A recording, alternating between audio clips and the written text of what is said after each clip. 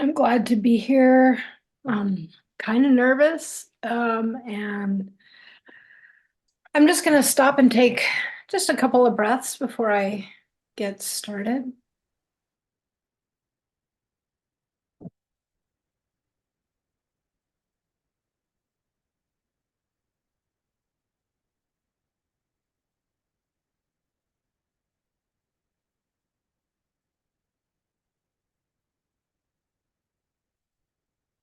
I'm gonna start with introducing y'all to my critical inner parent. My critical parent has a super loud voice. She really is my mom in many ways. And she has a whole lot of judgment. Um, she's she's very critical and very judgmental. She thinks that her problems aren't nearly as bad as anybody else's, or the abuse and trauma for her life were nominal by comparison. And my loving parent knows that comparing isn't really the way. And my inner parent, my critical parent's like, oh yeah, and kind of nasty about things. She's judgmental because there was no apparent abuse in my family on the outside. There was no alcohol or drug use in my family. My parents drank a little bit, but it was very occasional and very moderated. And when I think about the unregulated homes that I hear many of you had, part of me is, this is going to sound really weird, but part of me is jealous. And the jealousy comes from, at least it was apparent and you could see it. And what happened in my family was kind of silent and very covert. It was all the little things from the underneath that were picking and poking and ripping my self-esteem apart, really from the first week of life. And to the day my mom died, which was this past summer, she called me a lazy baby. It's like, how's a baby lazy? And the truth is, I was hesitant from my first moment of life because I knew that my dad had wanted a boy instead of a girl. And so I was questioning being here in this body with these people. And so there was failure to thrive from the get-go rather than a desire to really be here. And my mom called me the lazy baby because she couldn't get me to nurse. And in those days, they didn't have lactation counselors and doulas and all of those things that might have been helpful and encouraging for her. But she did her best. And when that didn't work, she tried giving me a bottle. And when that didn't work, she decided to poke a whole bunch of holes in the bottle and basically pour milk in my mouth so that I had to swallow. And that was my survival. Um, so I was kind of forced in a way, or I'd choke, you know? So it's kind of an interesting spot to look at. There's a lot of sadness around that, and I didn't realize that was there. I officially got introduced to my judge in December of 2015, and it wasn't in this program. It was my critical parent, you know. So I've been in ACA now, it'll be 2 years in 2 weeks. And I started doing personal growth work when I was very young. As soon as I left home at 18, I went to college for the first time. And I know in this program, many people speak about the chaos in their homes. And my home was opposite that. My home was super rigid and there were tons and tons of rules. And that was just as damaging for me. I mean, I remember in the summertime, it was light out till 8:30, 9 o'clock. And we had to be in by 7:30 so we could be in bed by 8. Even, and I just remember hating it. I'd be looking out my window, watching all the other kids run around the neighborhood, angry that I couldn't be out there with them. And my parents were always like, this is our house, it's our rules, and you're gonna follow them. At 15, I was I was pretty over it. I didn't find a way with my peers. I was an outsider in all my peer groups. Um, and was really uncomfortable with life. And I asked my parents if I could go live with another relative because I needed a change. And they said, no, we're your parents and you're going to live with us. And then I said, well, let me take an IQ test.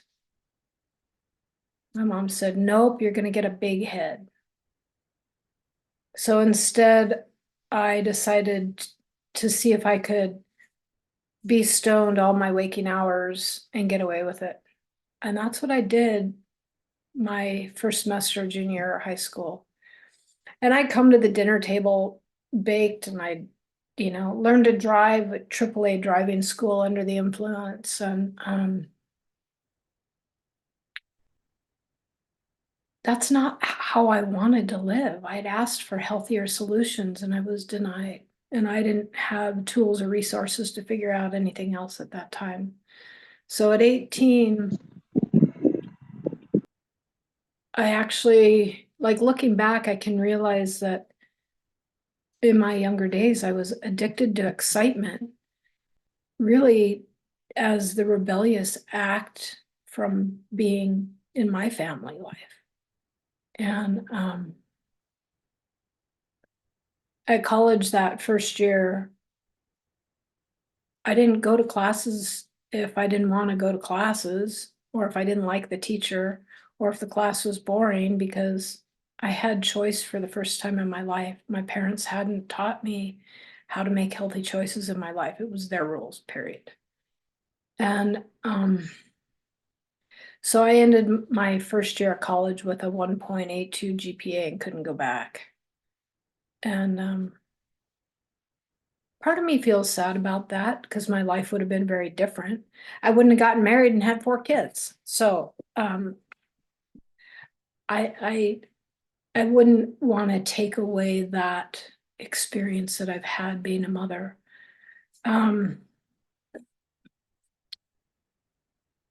Our family was really like the look good sitcom family. We looked like, the Cosbys or the Brady Bunch or Leave It to Beaver on the outside. And I never felt okay. My whole adult life, I didn't feel okay until recent years. And in December of 15, I had a coach, a life coach that I saw. And in that session, she introduced me to parts work for the first time. And I was completely blown away. I met my judge, which is my critical parent, and I met um, my relationship with money, which she asked me to name, and I named it lube because I felt like the relationship that I want with money is for money to allow everything else in life to flow better. So I named it lube. And I met my turtle. In this program, we really talk about the parents and the children, and I have animals and all kinds of other parts. So that's okay with me.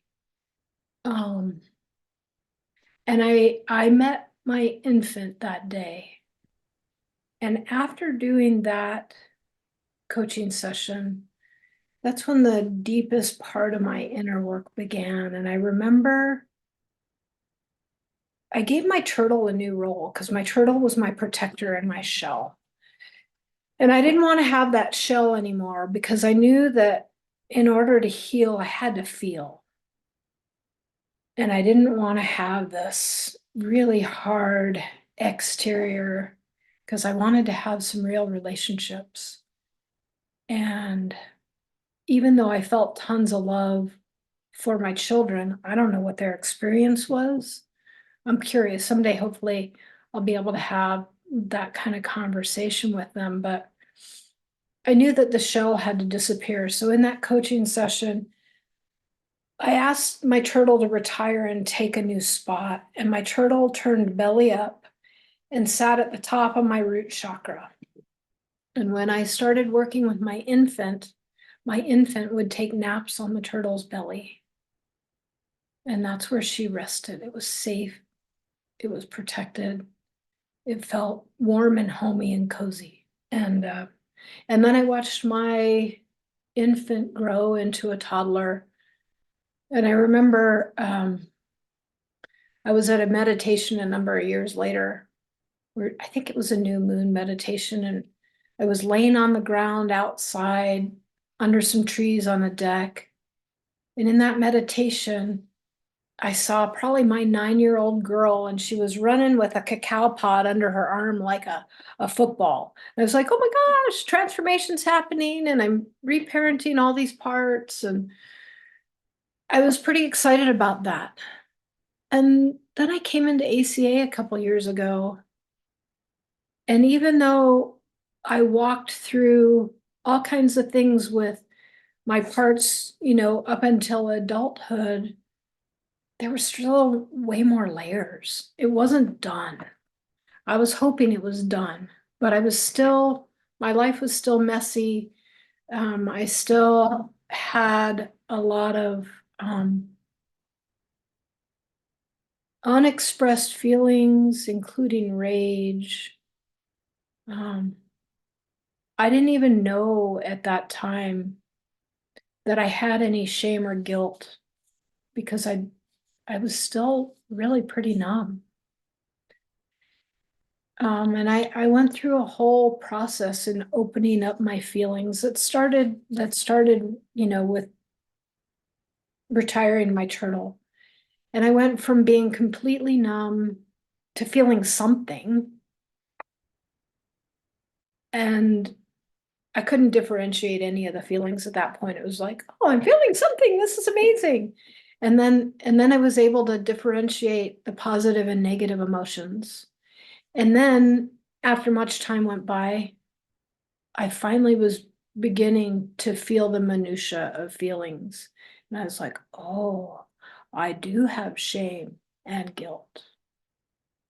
And so that's been an interesting process. And I didn't really realize anything about rage, or that was there, until after my mom died this year. And what I've found out since my mom died, I have one younger sister, and she was a hero of the family, and I was a scapegoat. And what I found out since my mom died is that my mom and my sister have been growing and perpetuating that story for probably a very long time. But my sister actually lived with my mom and dad for 4 years until my mom's passing, or shortly thereafter, and we moved my dad out. But while they lived there, or while she lived with them, my mom and my sister were like secretly perpetuating this scapegoat story and building my sister up as hero. And I came to find out fairly recently that I wasn't on any of my mother's, financial paperwork or documents. Basically, I was cut out of the family. And I experienced that when I had moved to Denver because 2 of my 4 kids lived there. And my second daughter had said to me, When you say, are you coming back to California? It's like, Not at the moment. my second daughter had said to me, hey, Mama, I'd love for you to live nearby so that when I start having kids, you're nearby. And I was like, oh my gosh, I've done it. This is amazing. Because my ex-husband and I were married together for about 20 years. And after divorce, I made bad decisions that had my kids feel like I pushed them out, which was the last thing that I wanted. When I divorced my husband, when we split, I felt like I was bound in a black rubber band ball, 8 to 10 inches big. And I was just gasping for air. I was suffocating. I couldn't breathe. I'd married my mom. And he was super controlling and wanted everything his way and his time. He wanted the six of us to move through the world as a single unit, never having anything outside of one another. It was a very debilitating relationship, and it's my fault. I gave my power away to him because that was what I knew. You know, it was the familiar thing for me to do, and not fault in that I did badly, but it was the default of my programming. And I remember when he and I first got together, I made a comment about uh, genetics. And I said to him, genetics only come into play when we neglect to make a conscious choice. And 19 or 20 years later, Bruce Lipton scientifically proved all that. But I remember saying that years ago. I didn't know that was going to come out here today. But anyway, the default for me is where fault comes in. It's not my fault, it's the default. So that's kind of an interesting thing. And what I'm experiencing in my life for the last 9 years, really beginning with that coaching session where I started to where I met my parts and started to get to know them, was kind of the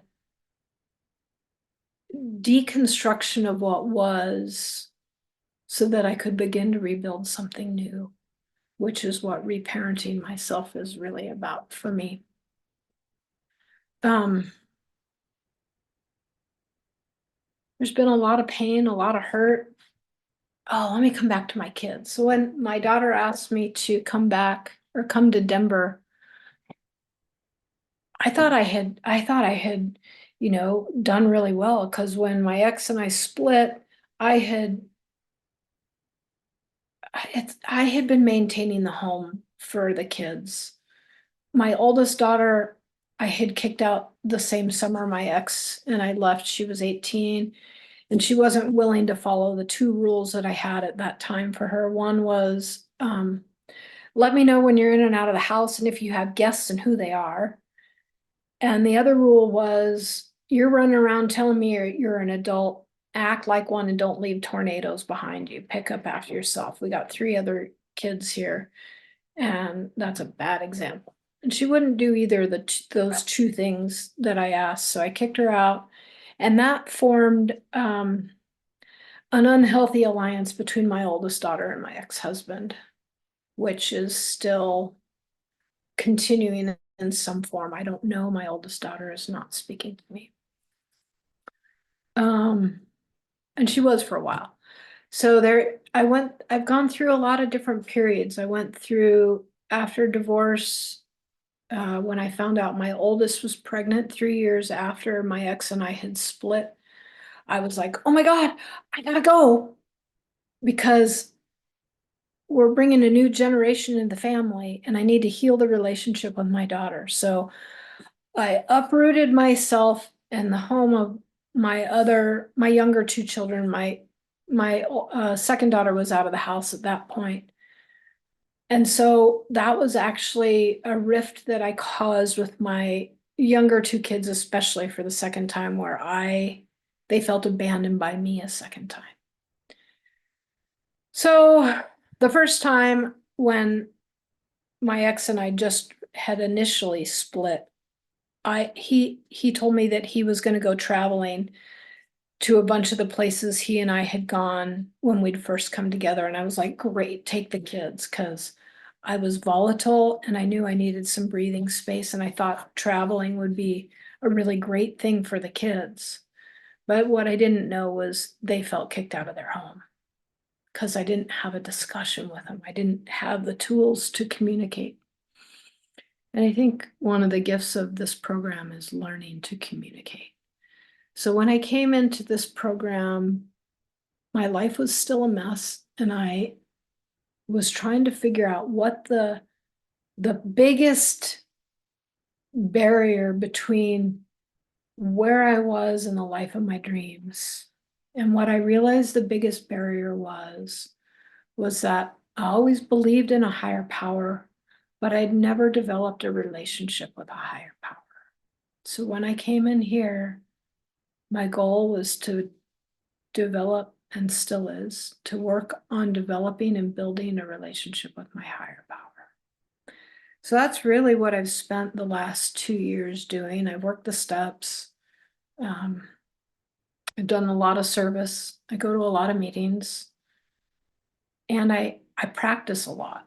And the way I know that this program is working is that I've been able to get to a place where all of my parts are valid, recognized, and have a space to be and feel.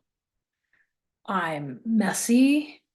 I can be gross. I can be mean. I can be super playful. And everything in between.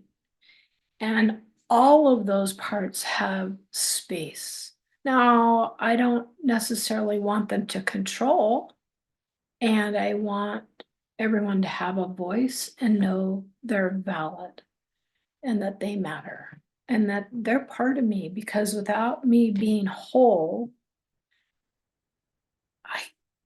I'm still denying a part of me, and that is a disservice to me and to my creator and to society at large, to all of you. So that's really my practice.